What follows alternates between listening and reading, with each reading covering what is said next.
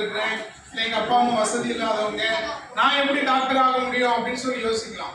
ஆனா உண்மையாகவே நீ படிக்கிற ஒரு பிள்ளையா படிக்கிற பையனா இருந்தா ஏசப்பா உனக்கு அப்படிப்பட்ட உதவி என்ன பண்ணுவாரு, செய்வார். சரியா? உனக்கு அந்த ஆசை இருக்கணும்.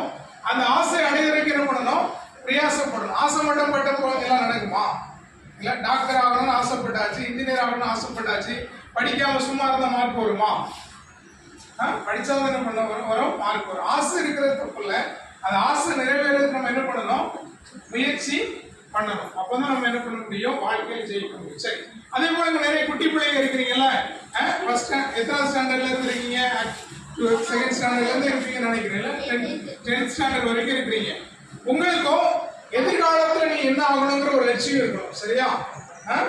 அக்கா மாதிரி சொன்னாங்களே, என்ன சொன்னாங்க, டீச்சர் ஆகணும், போலீஸ் ஆகணும் அப்படி சொன்னாங்க. அதே போல உனக்கு என்னது இருக்கணும், ஒரு நோக்கம் இருக்கணும். நான் என்ன ஆகணும், ஒரு டாக்டர் ஆகி ஊருக்கு என்ன பண்ணணும், பெருமை கொண்டு வரும். உங்க ஒரு டாக்டர் இருக்காங்களா?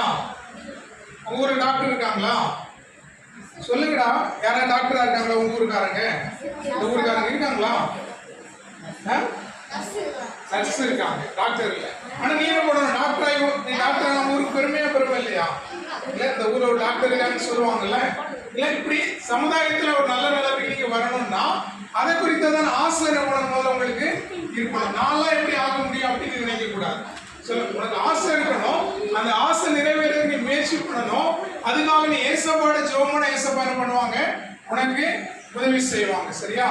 ஏசப்பா என்ன பண்ணுவாங்க, உதவி செய்வாங்க. பைபிள்ல ஒரு வசனம் இருக்கிறது, வீடு கட்டுகிற ஒரு ஆள் ஆகாதென்று தள்ளப்பட்ட கல்ல ஏசப்பா என்ன பண்றாரா, ஒரு ஆசீர்வாதமாக மாற்றார் அப்படின்னு சொல்லி பைபிள்ல இருக்கு. அதாவது ஆகாதுன்னு சொல்லுவாங்கல்ல, ஒரு கல்ல என்ன சொல்றாங்க, இந்த வீடு இந்த கல்லை வச்சு வீடு என்ன பண்ண முடியாது, கட்ட முடியாது அப்படின்னு சொல்றாங்க. ஆனா அந்த கல்லை கூட ஏசப்பா எப்படி மாத்துறாரா, அந்த வீட்டுக்கே ஒரு ஆசீர்வாதமான கல்லை என்ன பண்றாரா, அவர் மாத்துறாரா. சரியா? அப்போ ஏசப்பாவால யாருடைய வாழ்க்கை என்ன பண்ண முடியும், மாற்ற முடியும். யாருடைய வாழ்க்கை என்ன பண்ண முடியும், உயர்த்த முடியும். ஏசப்பாவை நம்பி ஒரு நல்ல நோக்கத்தோடு கூட நான் டாக்டர் ஆகணும், இன்ஜினியர் ஆகணும், நான் லாயர் ஆகணும் ஆகி எங்க குடும்பத்துக்கு மட்டும் இல்ல சமுதாயத்துக்கும் நல்லது செய்யணும் அப்படின்னு சொல்லி நீ முயற்சி பண்ணா ஒருவேளை உங்க குடும்பம் கஷ்டப்படுற குடும்பமா இருக்கலாம். இல்ல, உங்களுக்கு படிக்க வைக்கிறதுக்கு உங்க குடும்பத்துல அவங்க என்ன பண்ணலாம், கஷ்டப்படலாம்.